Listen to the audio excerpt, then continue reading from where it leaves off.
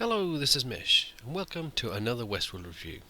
This one is for Season 1, Episode 6. So if you've not seen the episode, go and watch it, pause this, and then come back and have a listen. You may have noticed a delay in me releasing this video. That's because I'm not in my usual location at my office. I'm actually on a little bit of a holiday. So there's a bit of delay, and also a serious degradation in sound quality. But I think this is good enough just for a mobile version, I could say. So yeah, let's jump right into it. Let's break the characters down. This is such a massive episode. There's so much to talk about. I'm going to do another video just on the same episode, but at a later stage. So let's break down to, simplify what happened. So let's talk about Maeve. So she got herself killed because she knows that is a way that she can now engage with Felix. So she gets herself killed, then she can engage with Felix and find out more about what's going on. So she's remembering that. She's actually figured it out. That is a massive step forward in her code, her personality, and it's insane. That is really such a massive step. It's hard to explain. And also, what was really interesting to me, I've done a little bit of coding in my time and used quite a few graphical user interfaces for that. And when Felix showed her the code that when she was speaking, that was really cool. I really appreciated that because that kind of interface is quite common with some game coding, you could say. So it was cool to see that. And then obviously he broke her by showing her that, which was pretty cool. So anyway, he manages to figure out how to recover her, resets her, and then she wants to go on a tour to see exactly what's going on. So big risk on Felix's part. And also another point, I mentioned it last review that Felix, I kind of think that those characters that are doing the work in the laboratory, they could be hosts as well. I don't think that is a big stretch for that to be a real situation. She mentioned it too. She said, "How do you know you're not a host?" And he said, "Well, I was born." And then they kind of touched hands, and she said, "Well, we feel the same." And he mentioned obviously that in her brain she's got more mental capacity than he does. But still, a very good point. If it was implanted in his brain that he was born, then he would never know. So then it kind of goes back to the whole park being full of hosts. Who's a guest? Who's a host? Anyway, that's another topic for another video. But we see, the Maeve go on a tour, see everything, and she's pretty horrified when she sees the video of her and her child. That was a real eye-opener because she still thinks that she's 10 years in the brothel, and when she starts figuring that out, then we see Sylvester come on in and ruin the party. But quickly, Maeve outsmarts him and bribes him, so he's on board as well, which was quite funny. Felix and Sylvester, they're quite comical, those characters. It's quite funny. So yeah, we see those two, Felix and Sylvester, kind of bribed into the situation. Even though Felix, for me, he doesn't seem to be. He kind of wants to release her. So I don't know what is driving him. He's trying to advance himself. We've seen that before. But just the logic behind that, I don't know what his driver is. But anyway, they bump up Maeve's intelligence to insane amounts, and we see her reaction, and she's, she kind of turns around and say, let's have fun now. So it will be very fascinating to see what they get up to after this point. Okay, now let's move on to Ford and Bernard and Elsie. So we see Elsie has taken the satellite transmitter to Bernard, and they investigate. So they kind of trying to figure out what's going on, but subtly. So we see Bernard has to go down to the restricted level, one of the many, which is 82. So he has to go down there to get some information from the host, because he was an older series host, and it was hard to get information from them. So he goes down. And I don't know if you noticed, but I'll put it on the screen now. There was, from the movie of 1973, WestWorld, the Gunslinger. He was in there. So that was, you can look at it a few ways. One way, it was just an Easter egg, that they put that in there saying that, this was the set for that movie, that was where their movie played out. But on the other side, you could also say that it was a information about saying this is directly related to the movie. So I'm yet to decide which that was, but either way it was pretty cool. So you can see that image in the background there.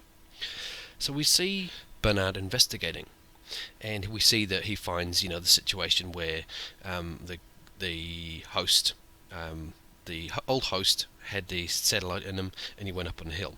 But we also find out that we have 5 more hosts that have been reactivated that are not on the new system, and he's investigating that more. So we see they're in Sector 17. So obviously he needs to investigate that. He kind of keeps that, once again, this is all on the down low. They don't want to let Teresa know. But while this is all happening, Teresa actually comes over to Bernard and says, we need to break this off. Ford is aware of us, and we can't let the company, they can't let the board know, and we can't let your team know, because there might be a situation there that you might, turn a blind eye to circumstances. So it's not a good look for either of them. So we see them kind of break off officially. Then we see Bernard head over to Sector 17, and he finds a little house, enters the house all gung-ho, and we find out that Arnold is in there. But it is obviously a host version of Arnold. Well, not obviously, but at the moment, we didn't know initially, but it is a host version of Arnold, and we see his family. And we see the, Arnold, that character, nearly, beats up Bernard, and he is saved by Ford. Now that scene is, I think you need to double watch that scene, because on one side there's so much going on there that you might not have noticed. I rewatched it a few times. So you see Bernard enter the room, and there's no other way into that room on the right side. There's no one there. Arnold is about to beat up or smash Bernard, and all of a sudden, poof, arrives Ford. Now, I know there's many things that suggest this isn't a simulation, but there's also many things which do suggest this is a simulation. How would Ford do that unless he was crouching on the floor in the corner where the camera didn't see him?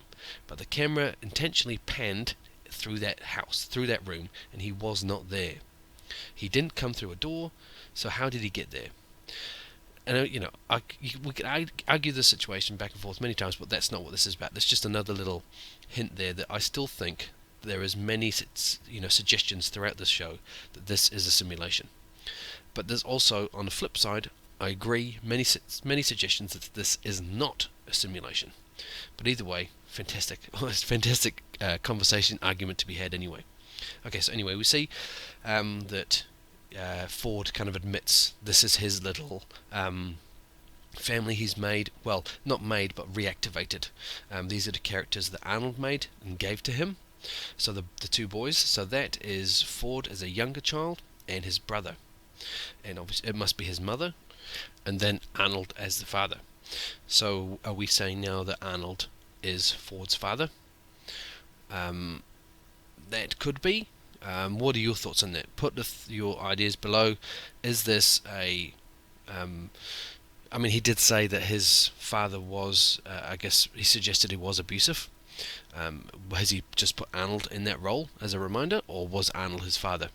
I kind of want to see more about that. I think it's probably the suggestion there. Once again, you could lean either way on that one, but Arnold is the father. So, what happened to his brother? Once again, more questions. Go on with this for ages. But anyway, let's move on. So after that situation unfolds, we have Bernard go to Teresa and say, there's a problem. We have a problem here. Unmonitored hosts in the park. He doesn't get to that point until he gets a call from Elsie. So we don't know exactly what Bernard said to Teresa, but we see that Elsie went to find a hidden relay. So whilst she's doing that, Bernard goes to talk to Teresa, and she calls him and says, don't talk to anybody. The person that has been using this relay is Teresa, but I need to talk to you more about this. So we don't know exactly what Bernard said to Teresa. I guess he probably just kind of fobbed her off and say, where there's concern about Ford, we need to watch him. So hopefully he didn't put his foot in it and just left the situation. So we also find out that someone called Arnold has also been using the relay. So we hear that he's been doing, or she, because it could just be a person using that name, has been doing serious changes to the hosts, changing some primary code where the hosts could actually end up hurting or killing people. So serious changes have been made to many hosts, changing their loops, and a lot of work has been done. So with two people using that relay, we've got Teresa and Arnold. Then we see Elsie get taken out. Well, not taken out, maybe taken hostage, kidnapped, maybe killed, we don't know yet, but someone has taken her. If you look at the slow motion of that, it is someone pretty big, because whoever it is at least a head taller than Elsie. I mean, she's not a massive person, but she's not tiny either, so it's a big person that has captured or taken her out. Okay, and probably the final people we need to talk about here is Teddy and the Man in Black. So we see the Teddy kind of staring at the scalp, and Man in Black says, well, what, is there a relevance that you see with this? And he says a whole bunch of stuff. Now bear in mind, I'll just say what he says, but bear in mind, he has been reprogrammed with the Wyatt information. So what he's saying is probably a direct feed from Ford. So just bear that in mind when I'm saying this. So he says, a maze is the sum of a man's life, the choices he makes, the dreams he hangs on to. There at the center is a legendary man who has been killed countless times and crawled his way back to life and vanquished all his oppressors, built a house round himself, and with a maze so complicated only he could get through it, because he's seen enough fighting. Okay, so how do we dissect that down? Well, on one side, I guess this could all be on a sleight of hand by Ford to really distract the Man in Black, because we're not sure around the motives of those two together.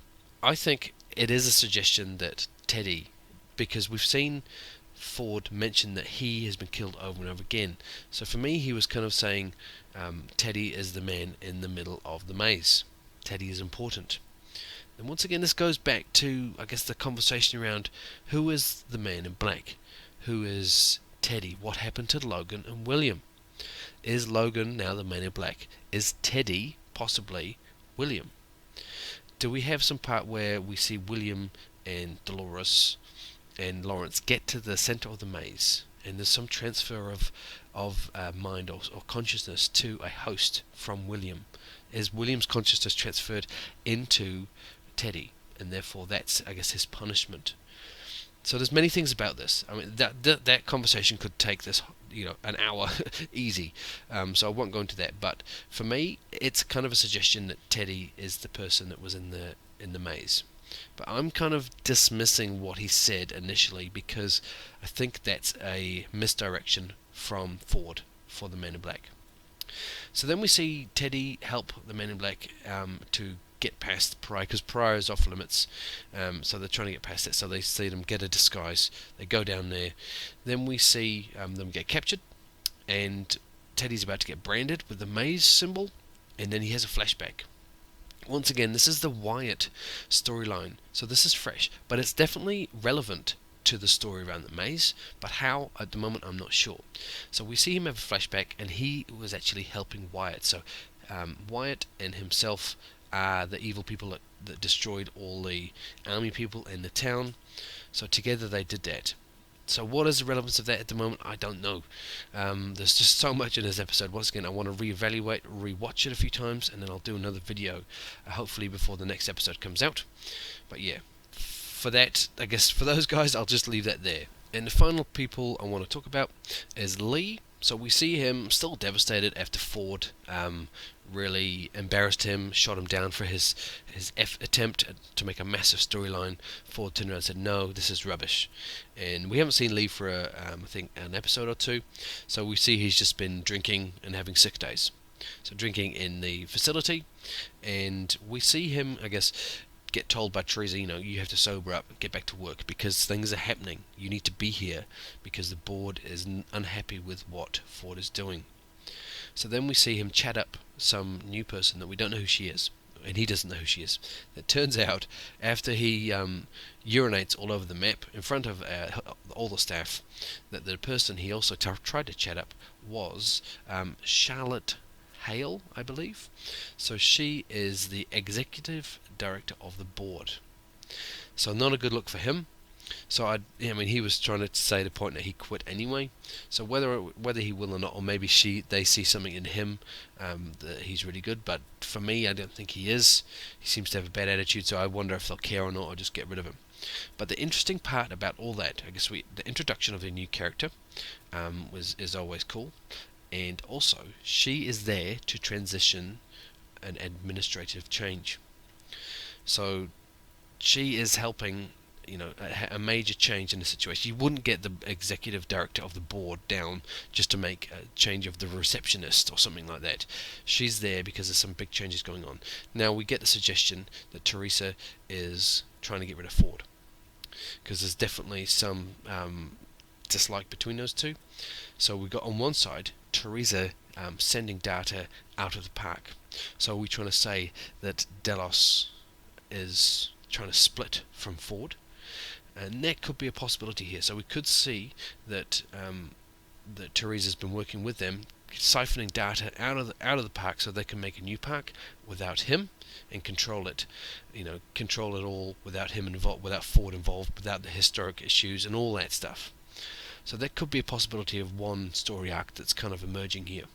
But we're definitely going to see an attempt, a coup, you could say, I think. So I think we're going to try and see the board try and oust Ford.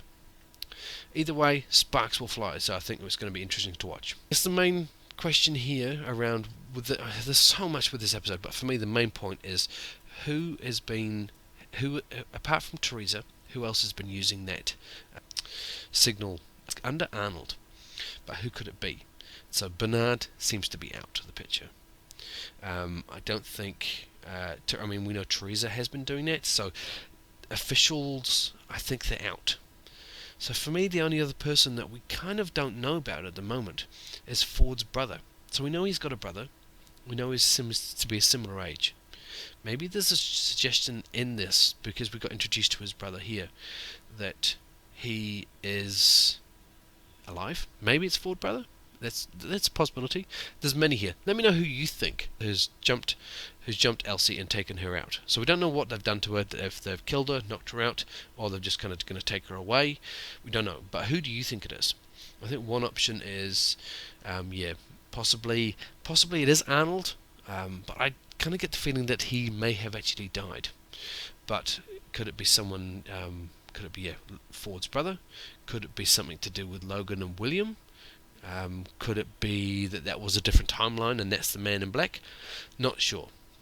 Once again, I need to rewatch it, as this episode was jam-packed. It was fantastic. I really enjoyed it, and I can't wait to watch it again. So let me know your thoughts below. There's so many questions with this. Once again, another episode, more questions than answers. But anyway, it makes for fantastic conversations. So put your comments below. As always, I really appreciate it. Really appreciate your support. It's fantastic. Thumbs up if you liked the video. Thumbs down if you didn't. And once again, sorry for the low quality in the recording. I'll be back to my usual location in a few days, so it should return back to a better quality. But thanks for listening. I hope you enjoyed it. And subscribe for more content from myself. And until next time, this is Mesh, and I'll see you later.